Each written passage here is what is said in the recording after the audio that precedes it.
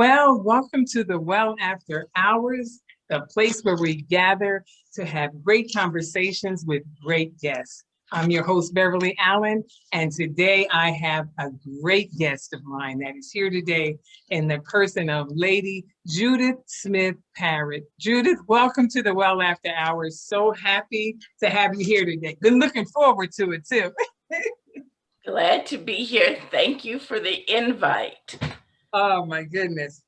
I better put a disclaimer up though, because this show may add a few pounds to your life. And I'm just saying, it's going to go that route. So I don't want to be blamed for that. But for some people, it'd be a good thing. For some of us, we may feel like that's a little too much temptation. But it's going to be a blessing to you viewers. So Judith, I am so glad to have you here. And you were in education as well. The bio was in the opening. The viewers saw a brief bio, but just to talk a little bit about you, because I've known you for such a long time. We have been sisters back in the day, even up to this point. We haven't been in touch for a long time, but you have been doing great things since last we spoke. And that's why we brought you here to the well today, because you have so much inspiration to give. But first of all, you were an educator for years, correct, right? Yes. You're married, your husband is a minister, been a long time preacher, teacher, author, in the person of Reverend James Parrott. You have a son, older son, James, and he is married to your lovely daughter-in-law, Anisha. And you have two grandchildren. Two beautiful granddaughters, which is just absolutely wonderful. I know I'm a grandma, so I know how that feels with the children. It just adds so much to our lives, and it's just beautiful to be at this stage to be able to be a part of grandchildren's lives. And you've been an educator for years, as well as your husband. Now, you taught elementary school, correct? Not really. I taught adult education, which the prerequisite is you have to be certified in elementary education, because you're teaching basic skills to adults that that either left school or just need to reinforce basic skills. Oh, I see. Okay. And so you were teaching adult education for about how many years, would you say? I taught for 15, supervised adults for the adult program for 10. Wow. And your husband as well, he was teaching for a while, because I know my niece had him as a teacher when she was in school. And how great you two had so much in common.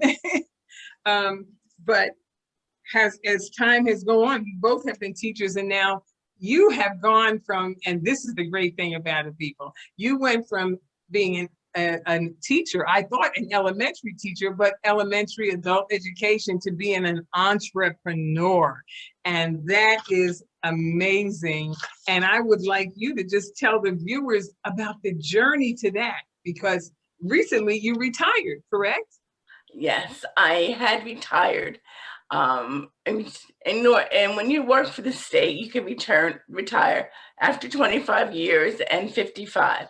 So I did that. And I was like, what am I going to do now? It's like, I need a second act. And I've always baked for family and friends. And their constant was, you should do this for a business. I was like, I'll never, ever do this as a business.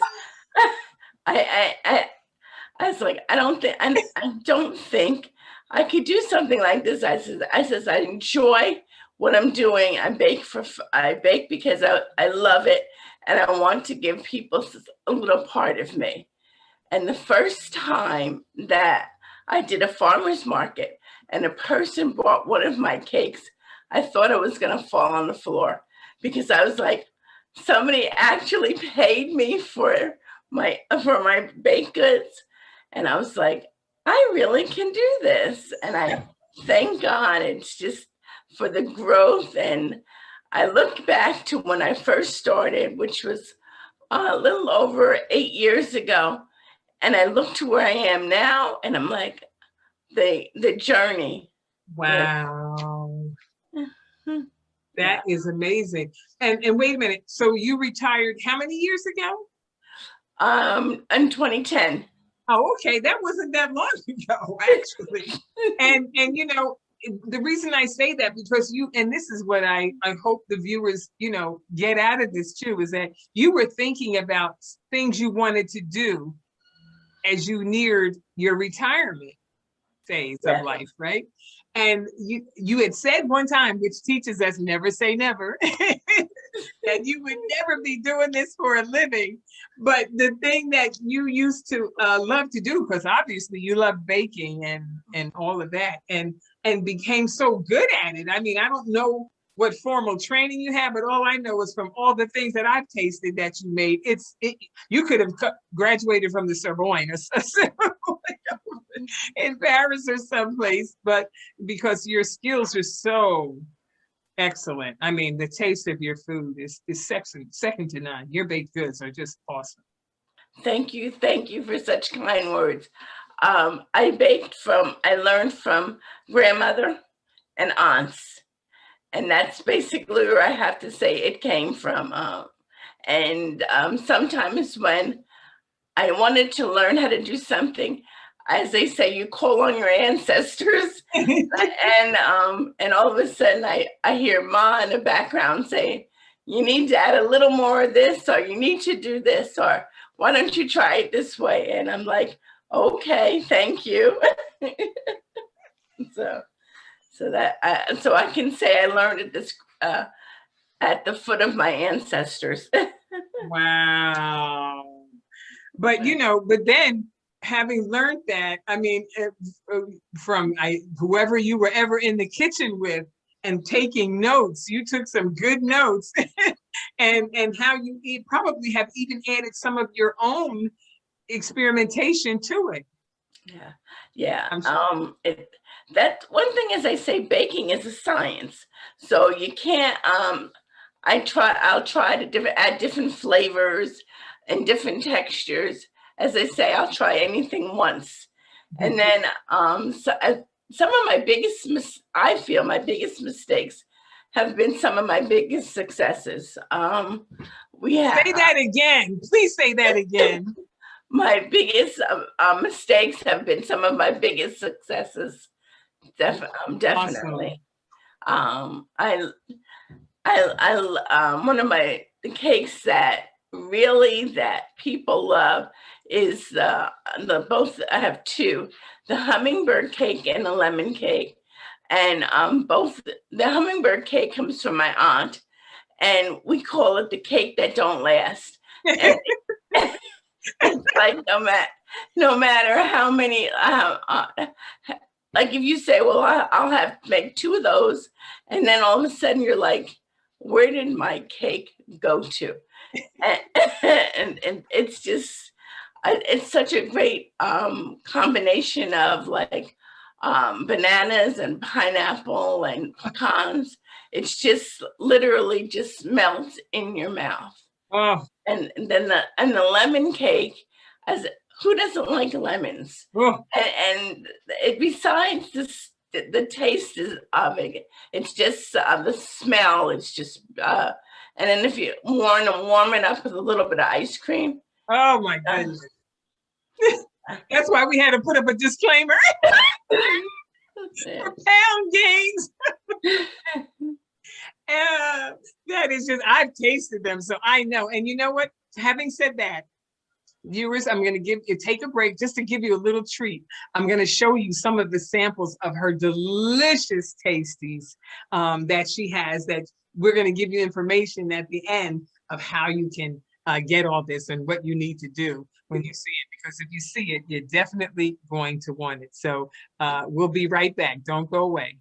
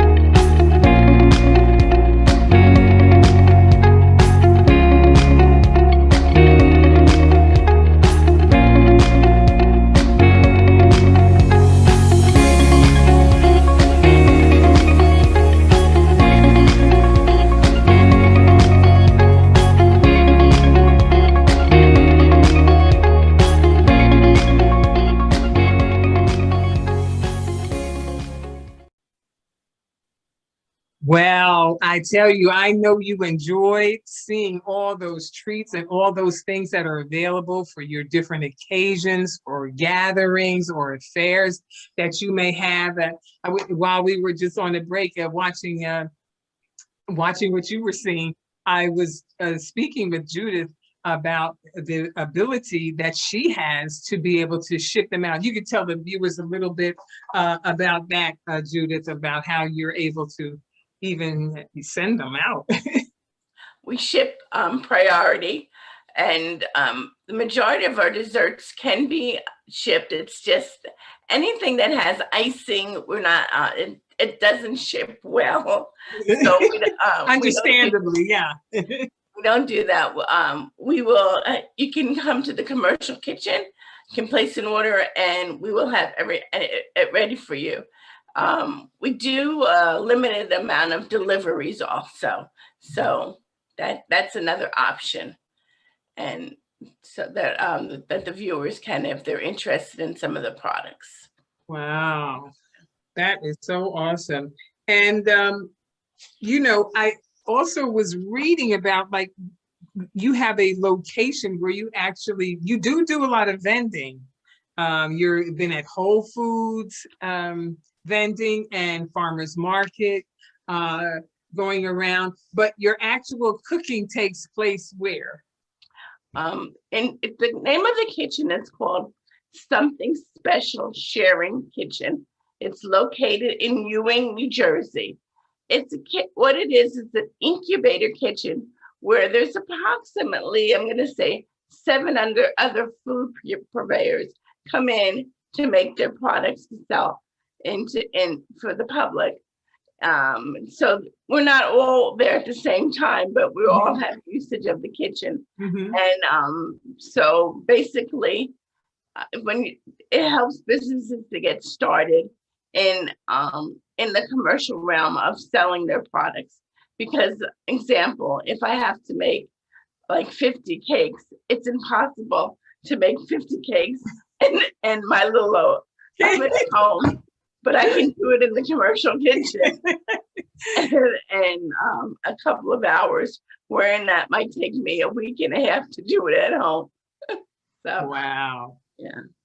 So what some of the steps, how you went from, actually, okay, you have the vision and you're making it plain. How did you start and arrive at where you are now, professionally, because, there are a lot of people who don't actually move forward in things because it looks like the job looks so big and it looks so difficult. But I guess they say, you chip at a mountain, the way to bring a mountain down is one chip at a time. You have to take one step at a time. Maybe you could share with viewers, because the awesome thing about you too is that you did this. Most people would say, oh, you have to start at a certain age to do a business. But when you are walking, and I know as you are a woman of faith, as you walk by faith, it's like you don't have to look. And I believe the same thing, because I'm doing things later in life now. I would have said, Lord, could we have done this a little earlier? But God's timing is not our timing, but I thank God for just being able to have another phase of life, that you can take something that he puts in your heart and, give it to him and do it. Take those steps of faith. And that is just awesome, because where you are now, you work in such excellence, and your presentations and everything that you do. Some people would probably never even think about it. So I think that's something that I think is good to share with the viewers, to see that, what, when God puts something on your heart to do, you do it with all your might, and you take that step, that leap of faith, and how you went from that leap to where you are now. Well, when I thought about doing this as a business, and I had something I had never really done before, I took a class at the SCORE. They had a startup for business, which lasted 7 weeks. And so I took that, so I learned how to run a business and be successful with it, because I didn't want to start something and then all of a sudden I put all this money out and I didn't know what I was doing. So I did that, and then I took the class for food safety called the Serve Safe.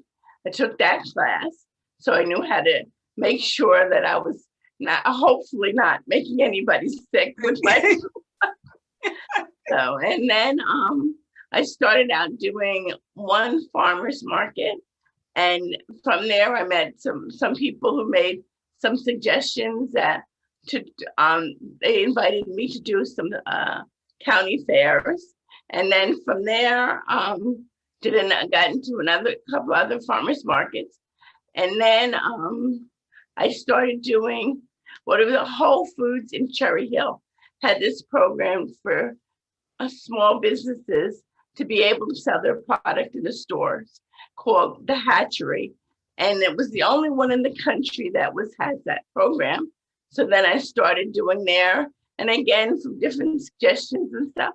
And I guess I want to say the rest is history. That's kind of, it's just started very small and just learning as I go along. And I belong to a mastermind group of other women that have businesses that help. Like whenever you're like, oh, I don't know how to do this, I'm not sure, I really need, it's just I need a little bit of business advice that but you can call upon these women to help me. So those are kind of where I am. Wow.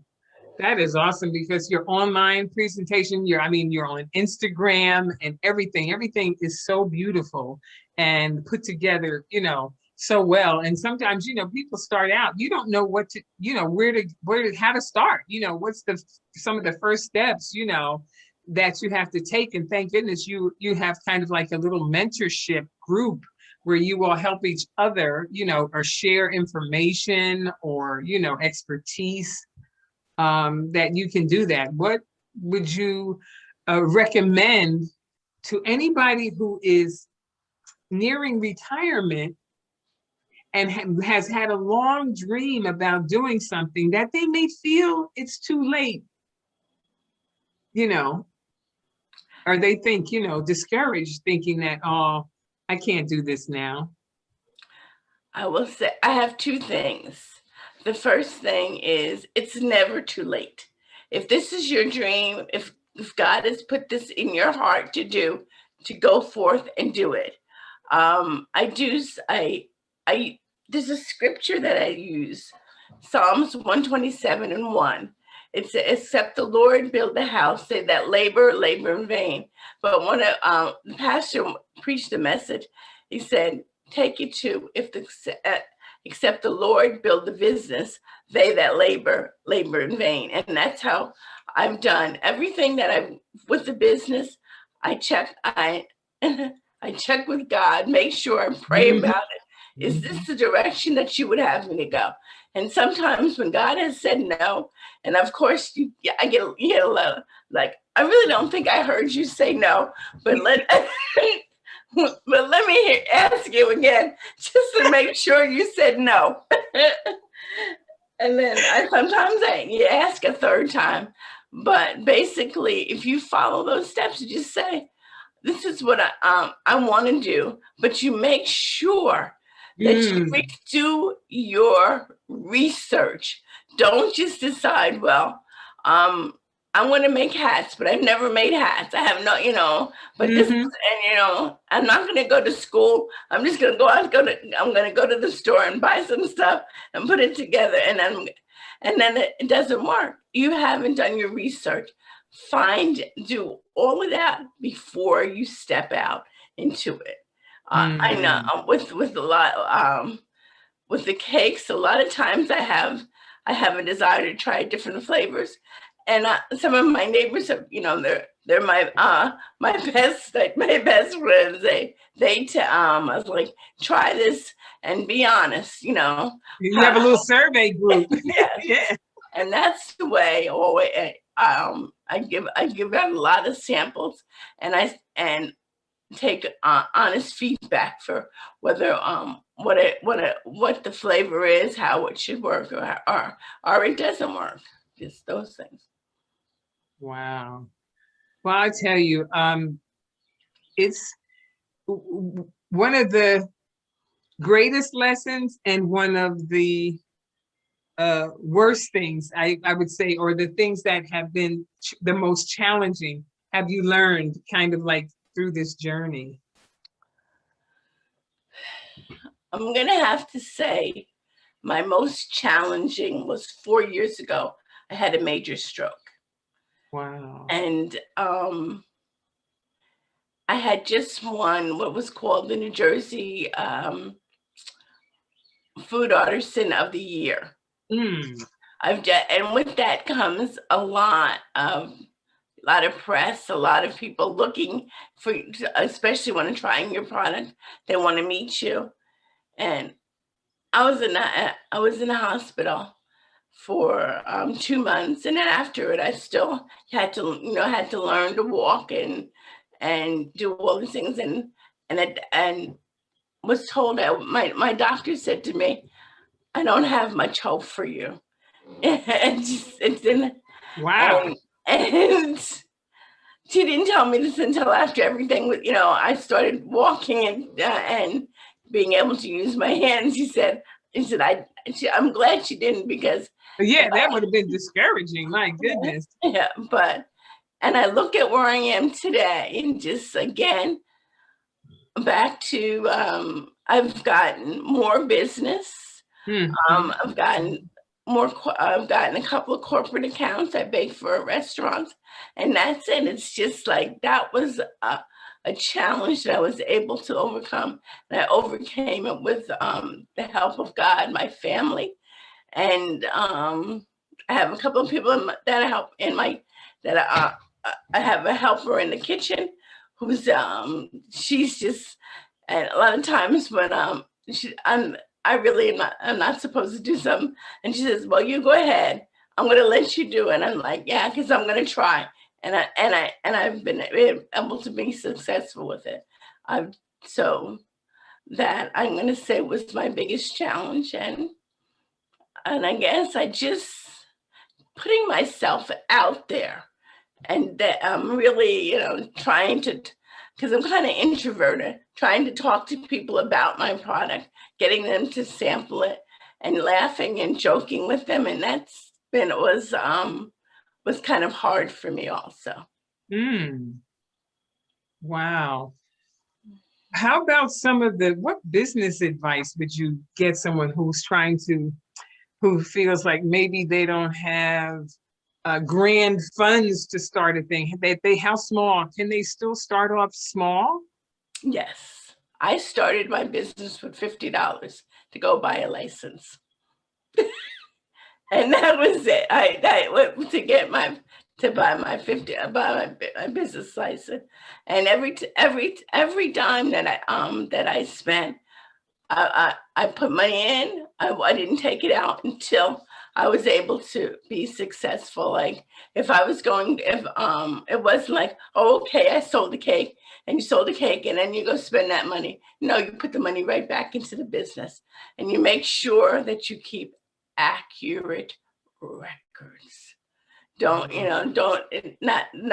not be commingling funds, making sure that this is how you get your business to grow. Just like, as I said, putting everything back into the business until it becomes like, it begins to support itself, Mm. and that it will, if you do it the proper way.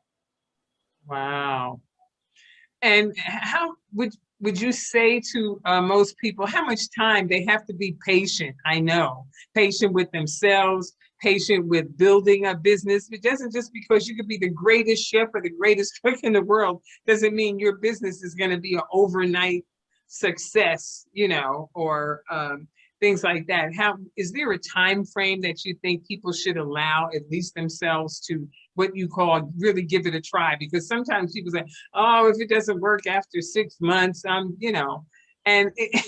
it doesn't always work like that. You need more than 6 months, to get things sometimes up and running and really going so that people will know about it. What do you think about that? Yes, it takes time. I'm going to use an analogy. The same way you make a mix and you put the cake in the oven. It's going to take 45 minutes to an hour and a half to cook. You can pull it out at 20 minutes and you're going to have a mess. Or you can wait the whole time of the hour and a half and you're going to be successful. And it's the same way with your business. It's going to take time. Yeah, there are some people that they, all of a sudden, like, yes, I've made it in less than 2 weeks, fine.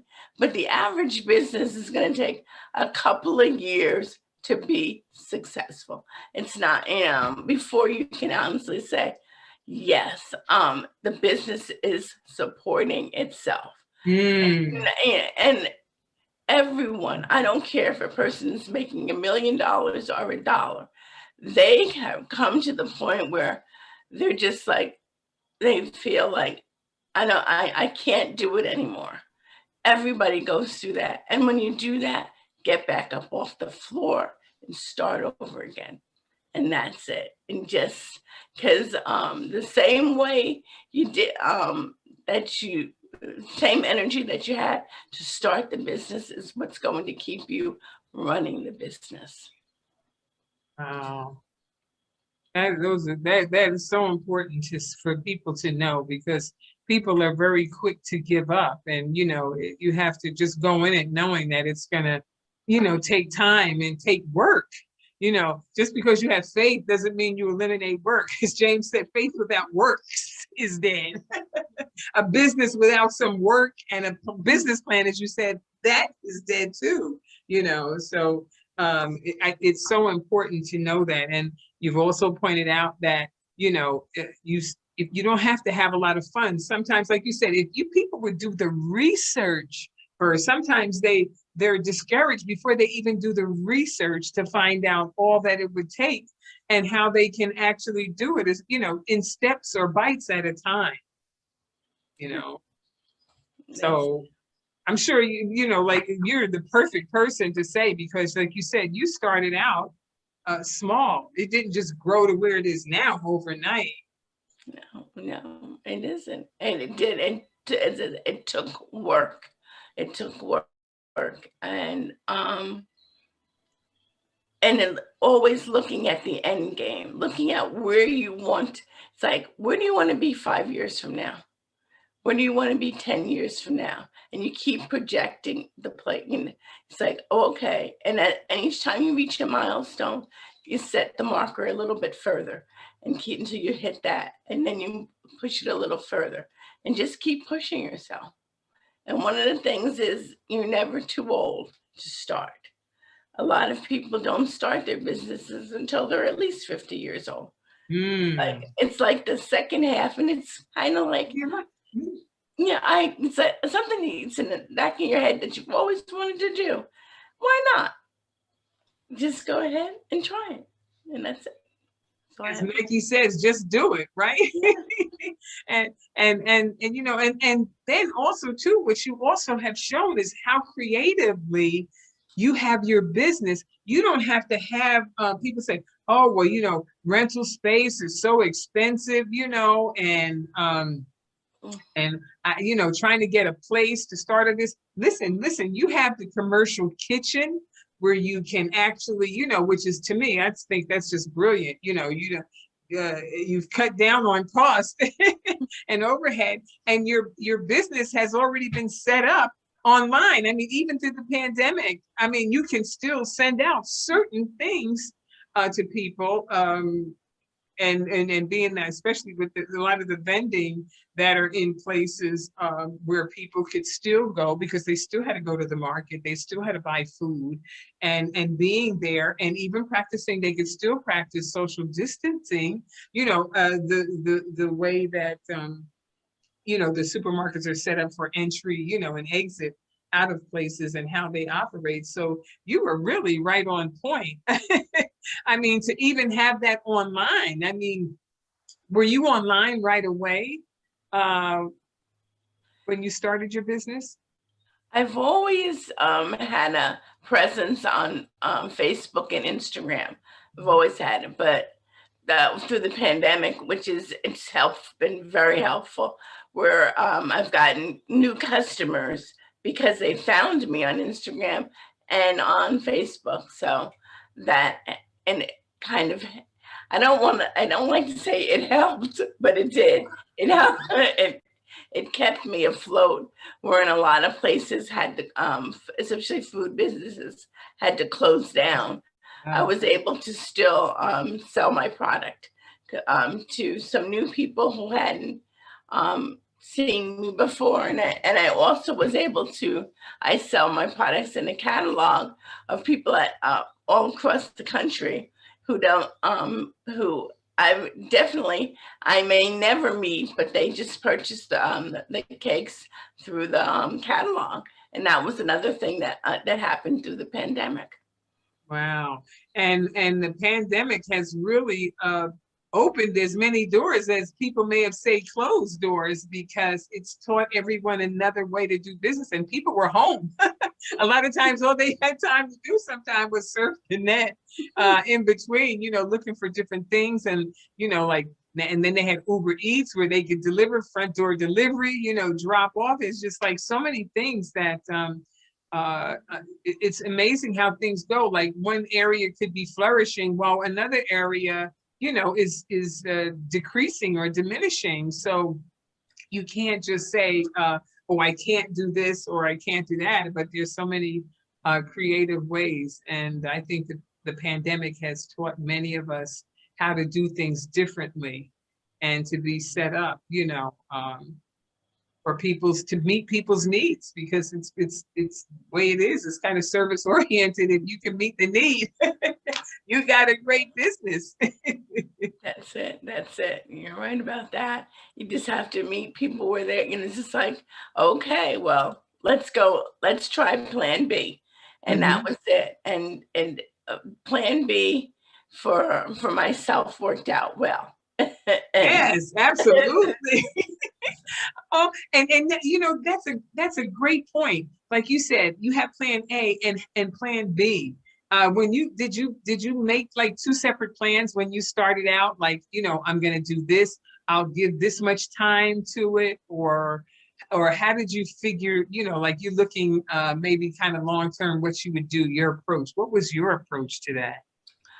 My original plan A was to have a cafe where I sold my cakes and pies, and people would have come in and get a cup of coffee and sit down and enjoy the desserts. That was my plan A, which never ever materialized.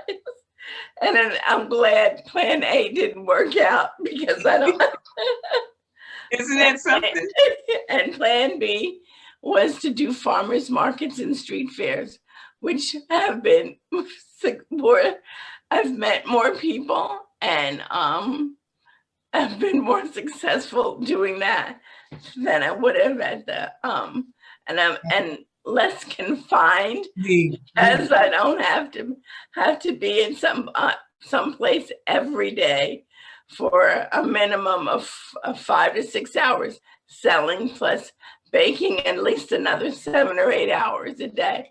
This way, it's like you do the baking for the affair, and then if you want to take off the next day and go to the beach, you can do that.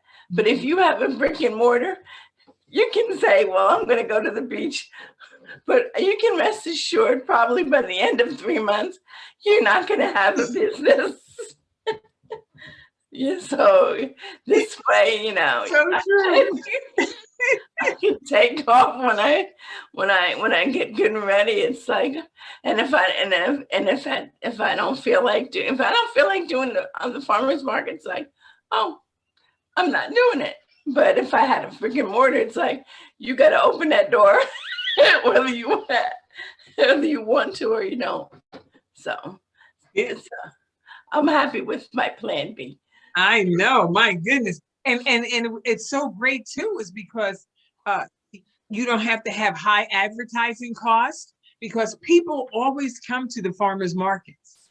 They're always looking for it. And then to have that extra added on there while they're getting their healthy veggies and their fruits and other items that they get. Listen, and then to see that sweet dessert table. I mean, that was amazing to be able to go there and see, oh, and the way you have everything presented, which the viewers saw in our little video that we inserted showing, all the things that you do, how the treats that you offer is just so incredible and so delectable and delightful for those that you even allow people to have a little sample of it. And my goodness, that lemon cake, oh my goodness.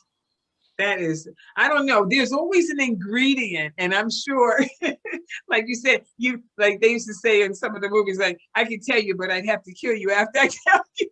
There's always an ingredient, no matter what the cook gives or chef gives, and you try to imitate that. There's something that they hold back that's like the secret that makes it really so special.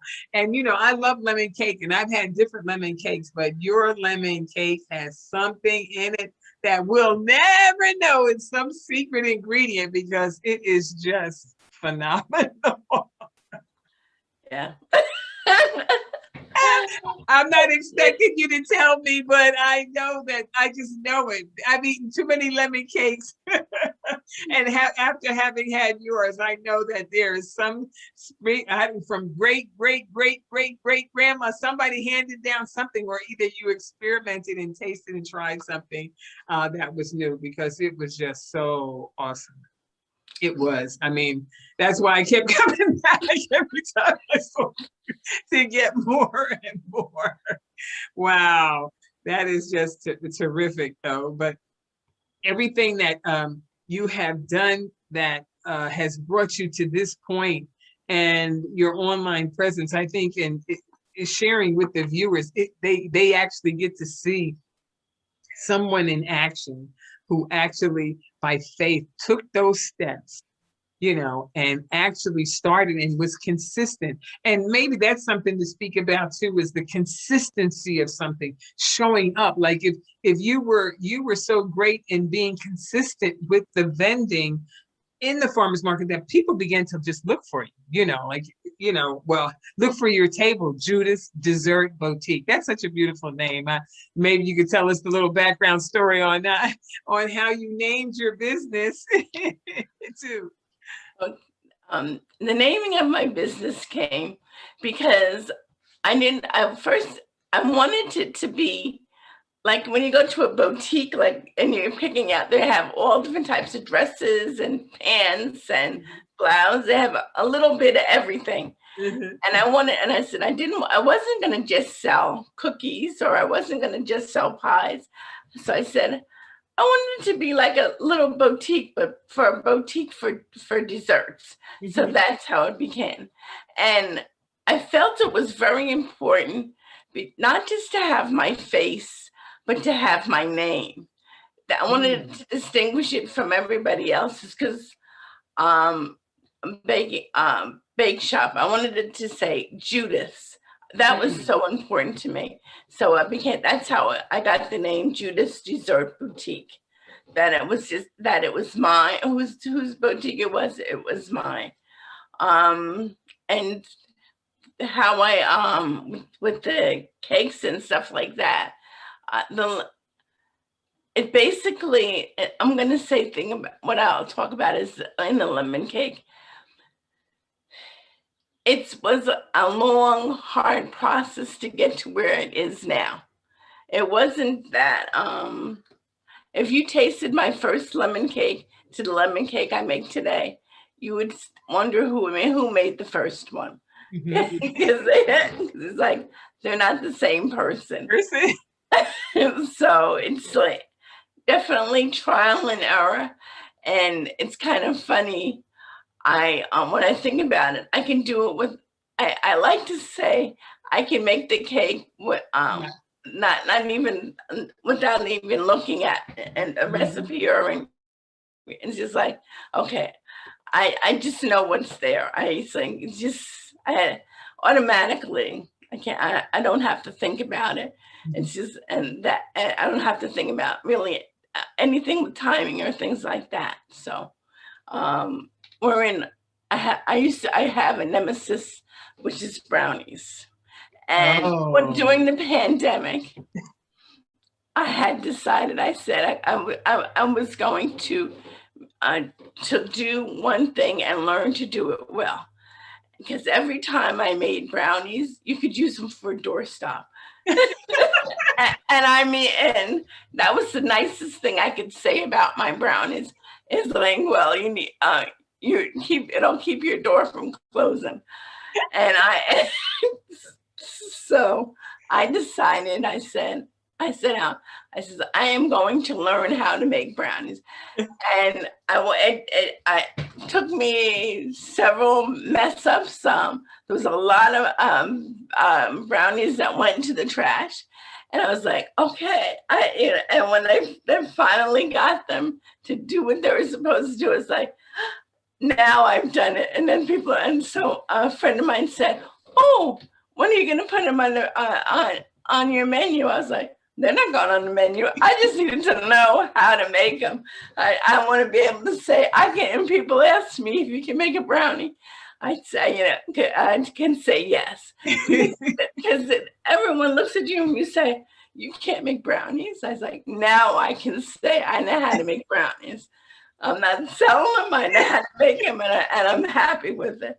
And sometimes, like in business, you have to do things just for yourself, not for anybody else. It's just like, and satisfaction is like, I can do it, and that brings more pleasure than it's not than $100,000. Like, I know how to do it. So that's what brownies was to me, was learning how to get them done properly. And tastes good. And tastes good. That was a personal desire, right? Being that you're a baker, to be able to bake brownies. Oh, that's another temptation. My goodness, those brownies are so good. And you know what? I want to talk about, you won certificates and awards for your cooking. And sometimes that's very courageous, because sometimes people don't like to enter what they have into a contest where there's other competition. You won the Sam's Club Holiday Program winner. You were that, and you were also the Edible Jersey Magazine Food Artisan of the Year in 2014. How did you, get into the award circuit where you entered some of your treats into out there competitively? The first in the Sam's Club, I was going through the score, and Sam's Club had did a contest with 50 scores across the country, and it was the first time they did something like this. And it looked at your business plan and also your product. And so there were 2 winners from the state of New Jersey, and I was one of them. And it was funny because I had just started business. And when Sam's called me, they says, you really can't talk about this yet. And I thought it was a friend calling me like a joke. I was playing. I was like, okay, I'll go along with it. And so when they called and they were telling me what, that I won this, and you're going to get a trip to Dallas, and you're going to go, you're going to meet the different heads of department at Sam's. And so I was like, yeah, okay. Yeah. I'm playing along. And so then they went and they said, well, they told me when they were sending me the plane tickets and the hotel. I was like, really? And so that was that one. I was just really surprised. And then the food artisan, it was just, I always got the magazine Edible Jersey, and I had through the farmers market, I had met people that have won the award. And so I said, well, I'm going to enter, but I said, I never will win. And again, like, when I won, I was like, I can't believe, because I knew others, the people who had entered that year. And I was like, okay, I don't think I'm gonna win, but I really would like to. And when they called me, I was just like, Oh my ecstatic. I was goodness. just ecstatic. So, and as I said, it opened up a lot of doors and things like that. So with those awards, I had, those are the only two contests I really have ever entered. So. Wow. And how many others entered during the time that you were participating in this contest? About, would you say, I 10, know 20 people? Well, at least for Edible Jersey, I know there were at least another 10 to 12 other food players that had entered. And for the contest, for the score, as I say, there was just 2 of us from the state of New Jersey that won, but it was open to all score in the state of New Jersey. So I don't know how many other chapters entered, but I know, as I say, it was that every state in the United States had 2 people to win, and doing that to me was the one thing that I really got from that. I met people that had like $1 million businesses, and here I was. I hadn't been in business for 6 months, and I'm there. And they had people that have been in business for 10 plus, 20 plus, and then family had passed down businesses. And I'm in the presence. I want to say greatness of just, you're there, and it's like, and people would say, "Wonder how long you've been in business?" I'm like, 6 months. But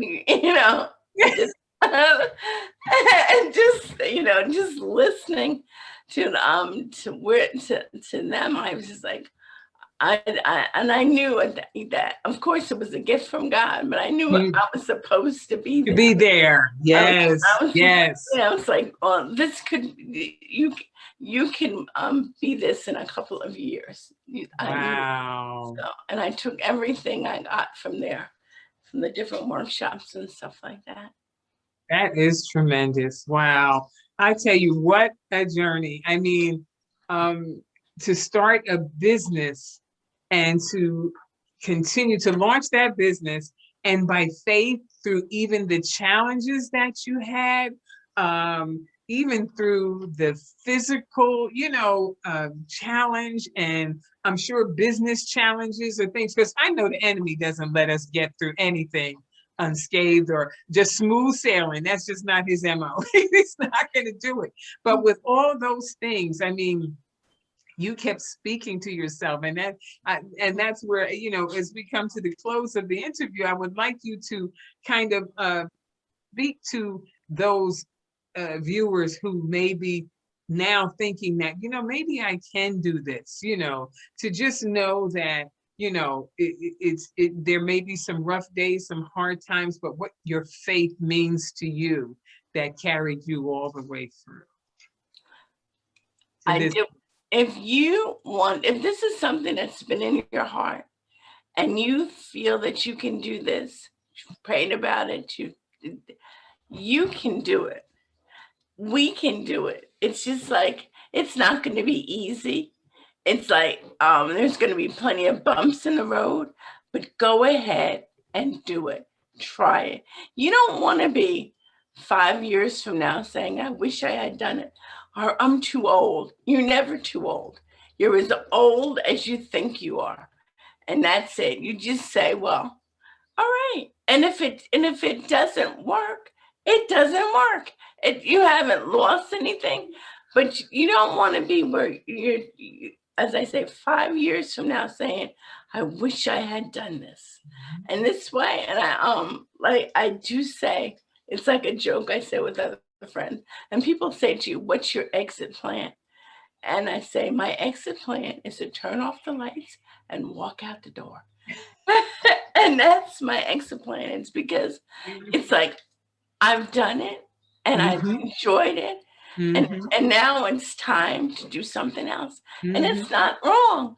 I won't, it's like you've tried it, you were successful at it, and you've enjoyed it. And if it's time to, and when it's time to be end, it's over, and that's it. And nothing to feel guilty about. It's the fact that I did it. I did it, and I enjoyed every minute of it. And I believe, and especially I look at my age, and I'm saying, it helps. It gives me something to get up in the morning and do. It's like it helps you from being old. So true. Yes. It keeps you from being old. And that's it. Find something. You find something that you love to do, and it's not a job. It's just fun.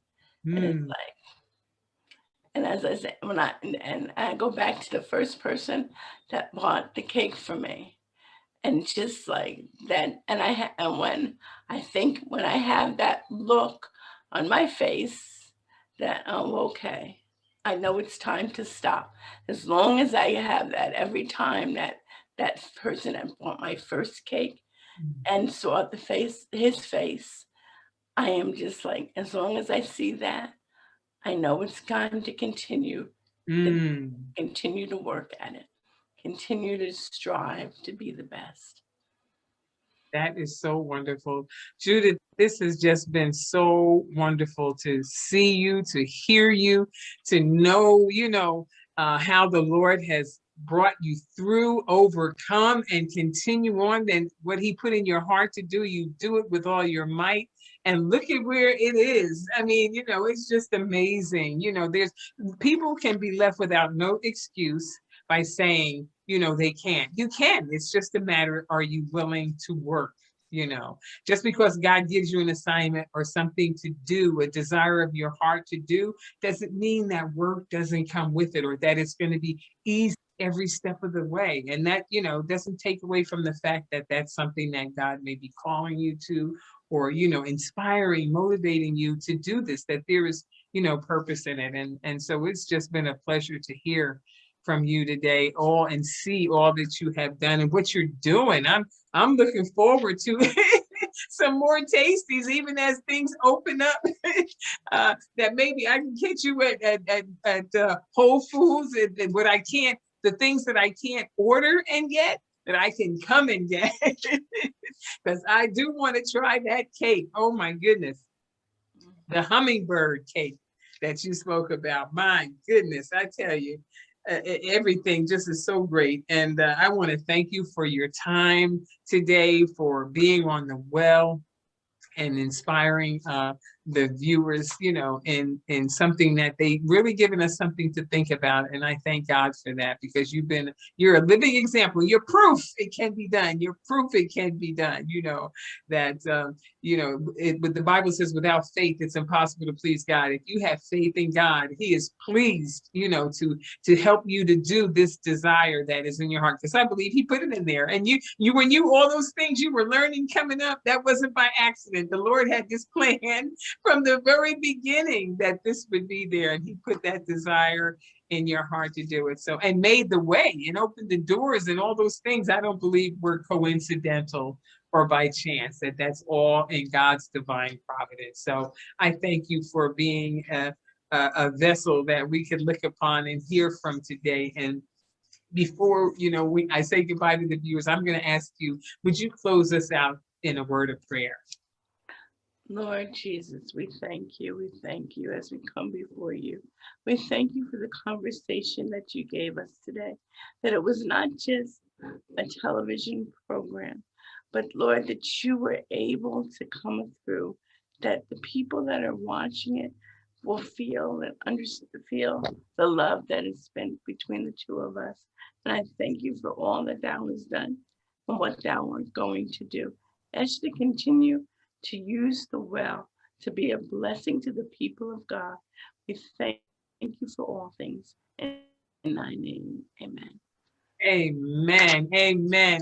Well, I tell you, this has just been a joy and a delight. And viewers, I know you were blessed, and I pray that you will come back and gather around the well with us for more conversations every Thursday on Facebook page Beverly D. Allen and YouTube channel every Thursday, 7:30 p.m. on Beverly D. Allen Ministries. And so until we meet again at the well, I'm going to say have a great day, a great week, and a blessed weekend in the Lord. And Judith, again, I want to thank you so much for being on the well. Thank you so much. And to the viewers, we're just going to say goodbye to you, and we'll see you again around the well. God bless you.